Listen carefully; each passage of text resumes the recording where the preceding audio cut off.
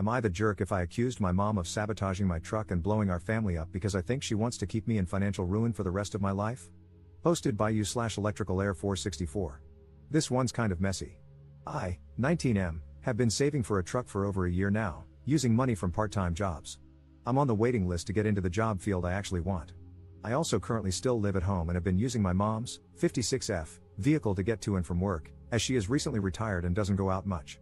I saved up enough to buy a used pickup that I really wanted and test drove several times to make sure it was in good condition.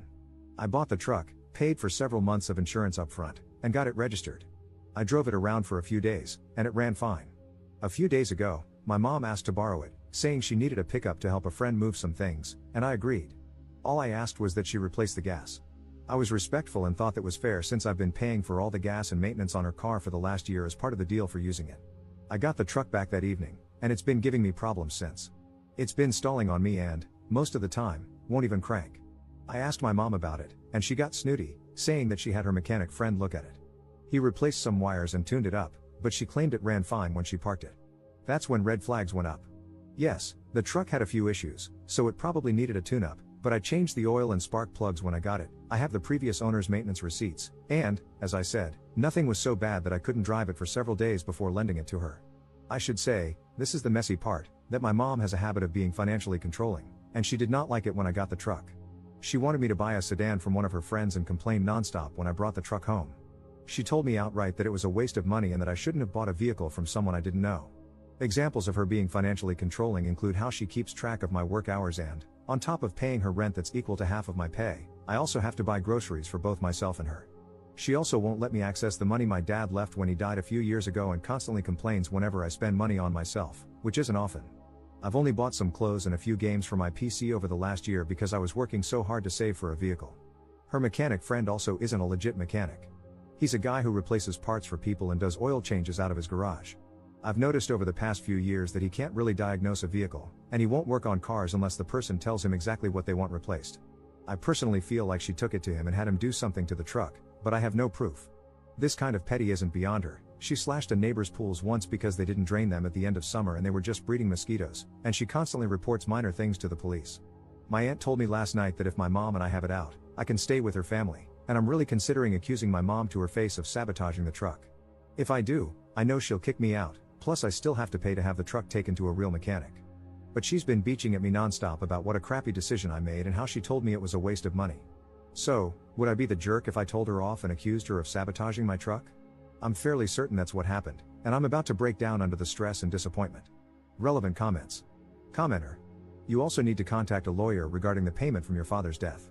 You are old enough to stand up for yourself, so why have you allowed this woman to take control of your life, sabotage, and manipulate you?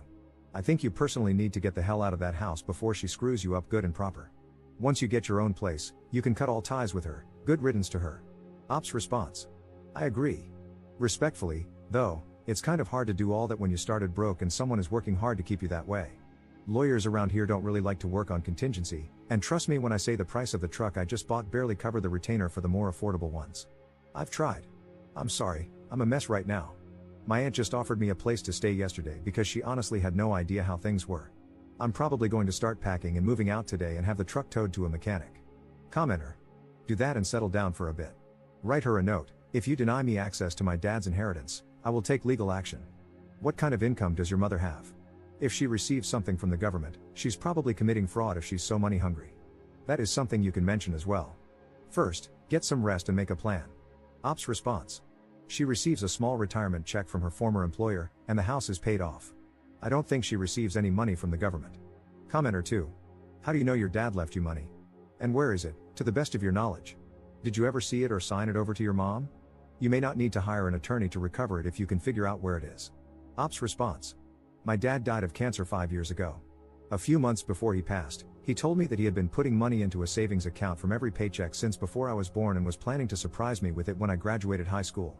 He said there was almost $40,000 in it, and my mom would take care of it until I graduated. She has the account, and I know it still exists because she gets the statements in the mail, and that's the only account my parents had, that I know of, at this particular bank. Update 3 days later. This will be the only update. This is an alt account I made because my mom knows about my other account I've had for a few years, so I'll be deleting it this weekend. So, to answer some questions that people asked. Why don't I get a better job? I was working 2 part-time jobs. Good jobs aren't easy to come by where I live. That's part of the complication with moving in with my aunt, as she lives an hour away, and I would have to find work all over again. That issue has been resolved, though. Did my dad leave a will? If he did, I've never seen it. I don't think he did, and when I asked my aunt about it on Thursday, she is my dad's sister, she said she didn't think he did. But that's part of the update. The update itself is this: my mom and I had a major argument, and I am now at my aunt's until I save up enough to get my own place. The argument wasn't over the truck, though that did come into play. Basically, I took the advice of everyone who commented and said to just go no contact and move out. I had to make sure I could get a job, though, and my uncle was able to get me a decent job as a construction laborer for the company he works for.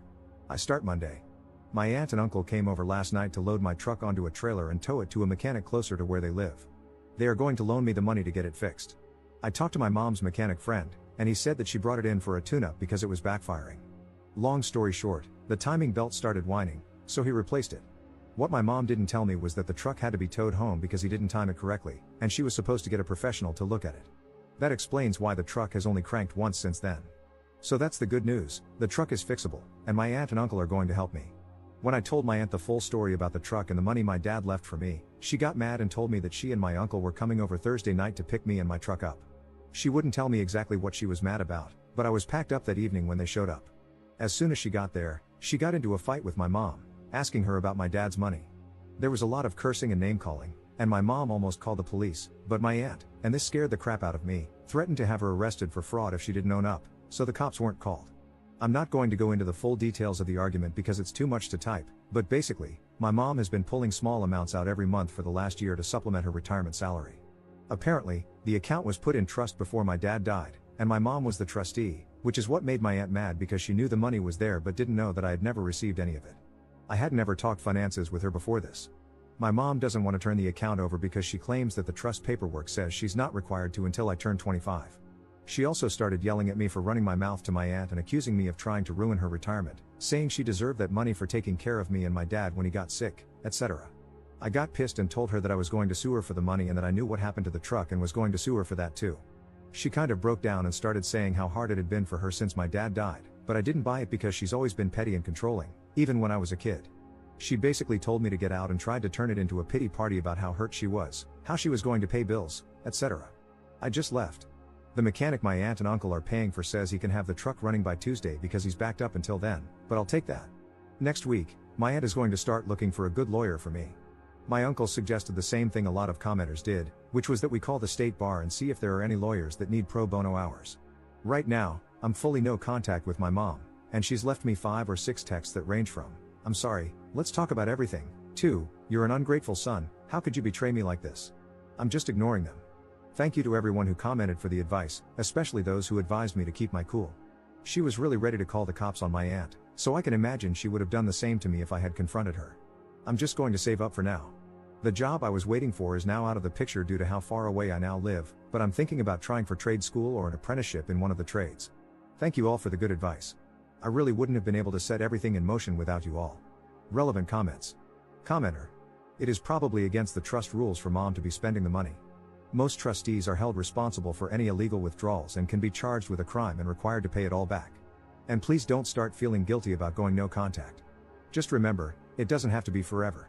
You can reevaluate the situation in 5 years if you want.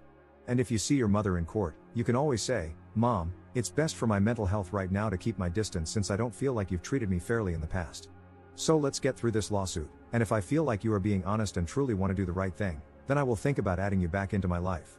Notice you have not made a commitment, but if she thinks she may get you back, maybe she'll do the right thing by your father's estate. Editor's note.